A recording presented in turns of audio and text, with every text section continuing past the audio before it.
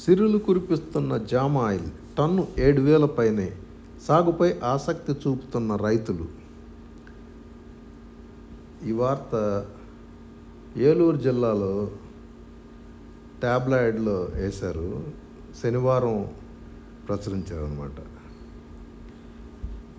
ఏడాది క్రితం వరకు జామాయిల్ సాగంటే ఆమడ దూరంలో ఉన్న రైతులు ఈ ఏడాది ఎక్కడ భూమి ఉన్నా ఆ భూమిలో జామాయిల్ సాగు చేయడానికి ఆసక్తి చూపుతున్నారు.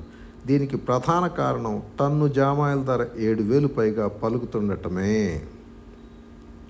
కుక్కనూరు నవంబర్ 29 ఆంధ్రజ్యోతి. ఏజెన్సీలోని కుక్కనూరు, వేలేరుపాడు మండలాల్లో గోదావరి తీర ప్రాంతం అధిక దిగుబడి, పండిన పంట నాణ్యంగా ఉండటంతో పత్తి, మిర్చి పంటలకు డిమాండ్ ఎక్కువగా ఉంది. దీంతో ఆ పంటలు విస్తారంగా సాగు చేస్తున్నారు. అయితే ఏటా గోదావరి వరదలు, పోలవరం బ్యాక్ వాటర్ ప్రభావంతో పంటలు ముంపునకు గురై రైతులు తీవ్రంగా నష్టపోతున్నారు. అలాగే అతివృష్టి, అనావృష్టితో సరిగ్గా పంటలు కూడా పండటం లేదు. పండిన పంటకు గిట్టుబాటు ధర రాకపోవడంతో రైతులు నష్టాలు చవిచూస్తున్నారు. ఈ క్రమంలో జామాయిల్ టన్ను ధర 7,000కు పైగా పలుకుతుండటంతో రైతులు ఈ పంటపై దృష్టి సారించారు. వాతావరణ పరిస్థితి ఎలా ఉన్నా జామాయిల్ సాగుకు ఎటువంటి ఇబ్బంది ఉండదు.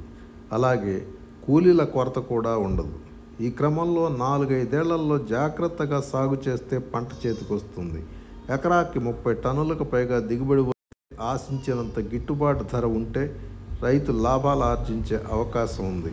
దీంతో రైతులు మిర్చి, పత్తి సాగును తగ్గించి జామాయిల్ సాగుపై దృష్టి పెట్టారు. ఈ ఏడాది కుక్కనూరు, వేలేరుపాడు మండలాల్లో దాదాపు 50 లక్షల మొక్కలను ఐటీసీ ద్వారా కొనుగోలు చేసి సాగు ప్రారంభించారు. అలాగే ఏజెన్సీలోని జీలుగుమిల్లి, బుట్టాయిగూడెం, కొయ్యలగూడెం ప్రాంతాల్లో జామాయిల్ సాగు ప్రారంభించారు.